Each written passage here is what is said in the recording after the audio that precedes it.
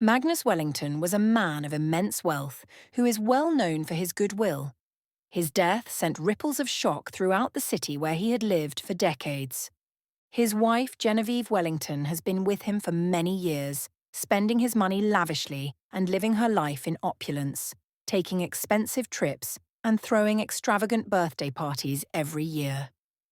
The death of Magnus Wellington was an answered prayer for his wife, as she's always looked forward to the day she would finally take over her husband's many estates and businesses. So when she heard that he had died that morning, she knew the time had finally come for her dreams to come through. At the reading of his will, Genevieve Wellington and the entire Wellington estate staff gathered to hear the final words of the man who had built an empire. They all believed that all the wealth would be going to Genevieve and her only son, and no one expected the revelation that followed. Magnus left half of his vast fortune to Eleanor, a 24-year-old steward who had worked in the household since she was 16. The other half went to his son, Adrian, but with a condition. Adrian would only receive his inheritance if he married Elena. Gasps filled the room. Genevieve, in particular, erupted in fury. She couldn't believe that her husband did not leave anything for her after years of being with him. Unknown to her, Magnus has decided within him that she wasn't going to get anything due to her extravagant lifestyle. Moreover, he's always given her everything she wanted when he was alive. He established a multi-million-dollar business in her name, but she couldn't manage it well. So, he employed capable hands and she was placed on a monthly salary. Magnus knew she couldn't manage his wealth, hence his decision. But there's something more to giving half of his wealth to his steward and asking her to marry his son. He knew she would manage it well and be a great partner to his son. How could my husband do this? What power had this gold-digging servant wielded over him? Genevieve exploded. Adrian was shocked too, but he felt an unexpected sense of intrigue. Eleanor, on the other hand, stood frozen. She had never expected this. She had served the Wellingtons with quiet resilience, never demanding more than what she had earned. Now her life had changed in an instant. What she didn't realize is that a war had begun, and Genevieve would go to any length to fight this war. Genevieve Wellington was a woman who has always gotten everything she wanted. Her wealth and husband's name has opened ways for her on many occasions. Everyone feared her as she constantly reminded them of who she was and how her husband would deal with them if they refused to do her bidding. One time Genevieve had locked up a high-ranking police officer who refused her bribe when her friend's son hit a girl with a car. The girl died and she did everything to sweep the issue under the carpet, including framing the policeman for the murder and locking him up. She also ensured that he was demoted later. For many years, Genevieve had groomed her son for a strategic marriage. She wanted a marriage that would further secure their wealth and social standing. She had already chosen Victoria, the daughter of her wealthy best friend whom she did a favour many years ago. But now she is surprised that some nobody was trying to ruin everything for her. After the reading of the will, Eleanor went into her room. She was so scared for her life as she knows how ruthless Genevieve can be. She's seen her murder people and nothing was done about it. She's also seen her destroy lives and no one could arrest her. What if she kills me? I'm just a poor orphan. God, what do I do now? Eleanor pants as she paced from one end of her room to the other. Hot tears trickled down her face at the realization that she was in serious trouble. Meanwhile, Genevieve vowed to destroy Eleanor. She bursted into her room without knocking and began to shout at her. "You, this ungrateful little rat! Do you think you can take over my husband's properties while I'm alive? You must be joking! It's either you surrender, leave this town this minute, or be ready to meet your maker in a few days' time. What did you do to manipulate my husband? What gave you the effrontery? Do you think I'm a fool? I'm sure you must have been sleeping with my husband for years while pretending to take care of the house." At this point, Genevieve had moved closer to Eleanor and she was raising her hands to hit her. "What did you do to make my husband give you half of everything we gathered over many decades? Who gave you the charm you used on him? I want to know this minute." Eleanor was surprised to hear this. She's never had any long conversation with her late boss, and the fact that he willed half his properties to her still baffles her. Eleanor immediately went on her knees, begging Genevieve to forgive her and spare her life. "I didn't do anything, Ma. I swear to you. I've never had any reason to speak at length with the boss, or understand why he willed half his properties to a nobody like me. Please kindly forgive me. I understand how you feel, and I assure you that I'm not after the properties. I just want peace. Please let me continue working here. I promise to always be loyal to you. I know your family have been there for me since the death of my parents, and I will never betray you for any reason." However, Genevieve was not ready to listen to her pleas. "Pack your things and leave this house this minute, or you'll regret the day you were born." She yelled at her and stormed out of her room. She met Adrian standing by the door. He's been eavesdropping on their conversation. His mother asked him what he was doing there, but he asked her why she was threatening Eleanor and trying to go against his dead father's wish. "You have no right to threaten her, you know. I'm sure father has his reasons for giving her half of his wealth. Let us respect his dying wish and do things exactly as he wants it." Genevieve shook her head, gave her son a questioning look, and stormed to her room. Immediately, Genevieve contacted their legal team, searching for ways to overturn the will. But she was surprised that no one said yes to her. She didn't know what else to do. So she met her friend for advice. "That girl must have a very powerful spiritual father or belong to an evil cult. You must do everything to make sure she doesn't succeed. You have to show her that you're the one and only wife of Magnus, and no one is entitled to his wealth except you, Genevieve."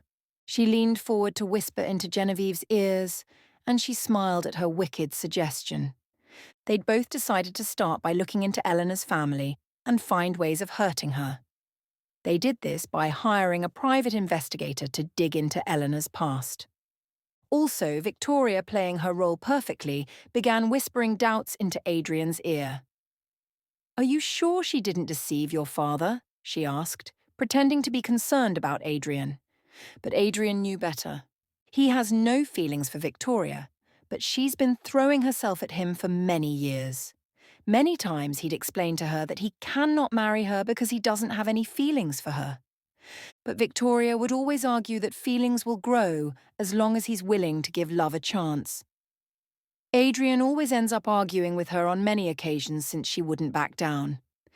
Adrian had known Elena for years, and he had seen how his mother mistreated her and how she endured everything with quiet dignity.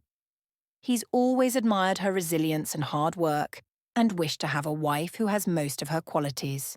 So he felt an inner peace when the will was read, happy that his father must have seen how he looked at her and knew that he was in love with her.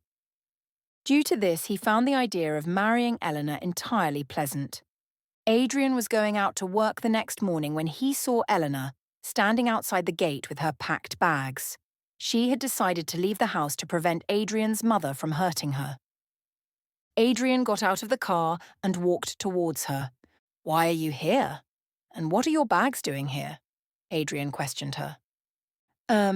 Your mum asked me to leave if I do not want to die young. See, I understand that Chief wants the best for me, but not this way. Why didn't he just give me some part of his wealth? Why half of his wealth?" Adrian sighed and picked up her bags. "Elena!" "You don't just abscond at the first sign of trouble." Adrian cautioned her as he picked up her bags and asked her to come with him. But Eleanor held his hands to stop him. "Please let me go. I don't want to disobey your mother. She's done enough keeping me in her home all these years and giving me food. I do not want to offend her," Eleanor said with fear written all over her. "Don't worry, Elena. Everything will be fine. Even if you're scared of my mum, you still have to obey Dad's dying wish. If he wishes for you to have half his wealth, then you have every right to lay claim to it. Do not let anyone intimidate you into giving away your right. I promise to stand by you and protect you from now on," Adrian said assuredly as he stared into her eyes. Eleanor reluctantly followed him and he took her bags back inside. After that, he asked her to change into something nice and come with him to the office. "Eleanor, you're no longer a steward. You're my wife-to-be, and you should start seeing yourself as such. From today, we'll go to work together and come back by evening. I'm doing this because I'm afraid Mother might hurt you if I leave you alone with her." Adrian stood outside the door as Elena changed into something nice, and she came out looking so beautiful. Adrian was speechless for a moment. He tried to make advances at her, but she cleared her throat to stop him. She quickly moved away from him and asked that they start going to work. Within the short span of the will being read, Eleanor's world turned upside down. Suddenly, the media wanted to know who she was. Stories were published, calling her a manipulator, a gold digger. She couldn't walk outside without being harassed. She wants to leave, but Adrian would always stop her. One morning, Adrian woke up to hear some people arguing at the gate. When he looked out of the window, he saw the security guard stopping Elena from leaving.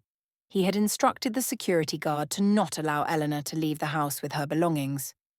He quickly changed into a pair of shorts and top and rushed downstairs. "You can't just leave, Elena. I've fallen deeply in love with you, and I want you to tell me if you feel the same way. I do not want to force things or go into a loveless marriage." Eleanor knew she had to say something to Adrian. He's done more than enough for her and has shown her that he truly loves and cares about her.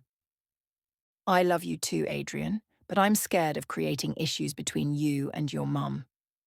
Adrian couldn't contain his happiness. He hugged her and took her back inside. Genevieve watched from her bedroom window as the drama unfolded, and she swore to deal with Elena. She had a meeting with the staff and turned them all against Elena. She instructed them to make her life a living hell, and things became worse for Elena. The staff who once treated her with kindness now whispered behind her back. Genevieve's personal guards ensured she was monitored at all times. Adrian, seeing the toll it was taking on her, finally stepped in. "Mother, you've done enough," he said after seeing his mother slap Elena one morning. "This isn't her fault. She didn't choose to be in this situation, and you know it. Moreover, Dad had always shown kindness towards her when he was alive. He told me one time that he wished Elena was his daughter, and I see reasons why he said that now. Elena is smart, friendly, and above all, she loves me, and I'm really happy that she does." Genevieve's lips curled in disgust. "Don't tell me you're actually considering marrying her." "Of course, I'm going to marry her and do everything to protect her. It's the dying wish of my father, and I'm more than ready to honour it because I've always loved her for years, but didn't want to be too forward." Genevieve couldn't believe her ears.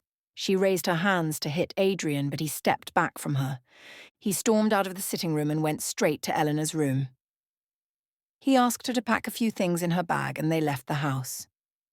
He took her to one of their houses in a very quiet environment, and the couple enjoyed the weekend without any disturbance from Genevieve. When they got back to the house, Genevieve began to cry that Adrian chose Eleanor over her. He started blackmailing Eleanor, saying all sorts of evil things about her, but Adrian didn't listen to her. Genevieve was heartbroken seeing her only son in the arms of the woman she despised so much. So she started looking for ways to eliminate Elena and get her out of her home at all costs. She started by accusing Eleanor of stealing a piece of jewellery before demanding that she be thrown out. Adrian, however, intervened, exposing the setup. The accusations fell apart, but Genevieve wasn't done. A week later, Eleanor nearly ran off the road while driving to a meeting with Magnus's lawyer. The brakes had been tampered with. Adrian saw the fear in her eyes. "You're not safe here," he said. "But I have nowhere else to go," she whispered. And so, he made a decision. "Marry me," Adrian proposed, not out of romance, but necessity. "It'll solidify your claim. My mother won't be able to touch you." Eleanor hesitated. Could she really marry a man whose mother has sworn to deal with her? But what other choice did she have? They agreed to a quiet, legal ceremony. No grand wedding, no celebration, just a contract to fulfill Magnus's will. But neither of them was prepared for what came next. A letter from Magnus's personal lawyer arrived. Within it was a shocking discovery. Elena would only have access to the inheritance after being married to Adrian for at least 5 years. As the lawyer read the letter, Adrian was surprised that Eleanor maintained her composure despite everything. Adrian was surprised that Eleanor was not disturbed by the revelation, but he was happy because it would give him enough time to know if Eleanor truly loves him or if she's only after his money.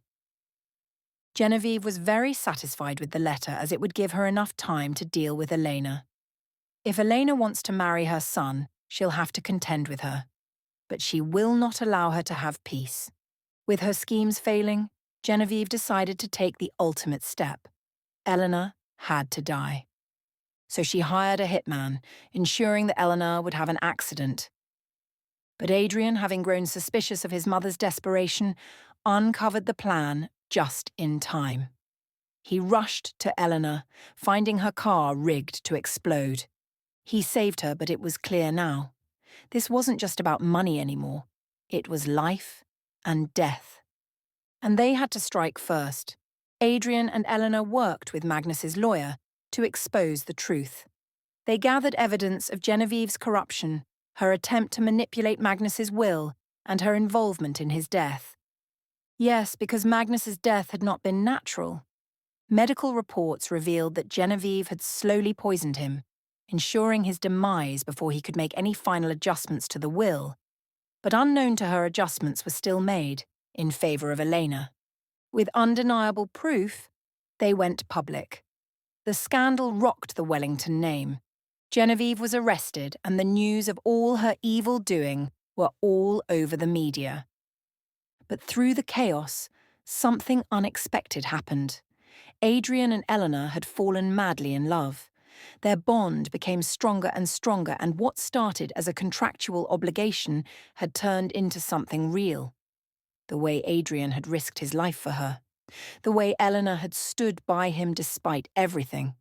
They weren't just bound by a will anymore. They had chosen each other. But could their love withstand the weight of their family's broken legacy? With Genevieve imprisoned and the truth exposed, Adrian and Eleanor finally took control of the Wellington Empire. But they vowed to lead differently. No more corruption. No more greed. As they stood together, partners in business, in love and in life, they knew one thing for certain. The Wellington legacy would never be tarnished again. And they promised to do everything to redeem their father's image and make the Wellington Empire great again.